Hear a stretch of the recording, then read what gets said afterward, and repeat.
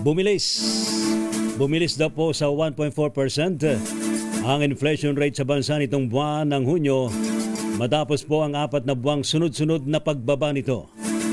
Ayon po sa PSA, ito po ay tugma sa initial forecast ng Bangko Sentral ng Pilipinas na inaasang nasa pagitan ng 1.1% hanggang 1.9% ang inflation rate ngayong Hunyo mula sa 1.3% noong buwan ng Abril.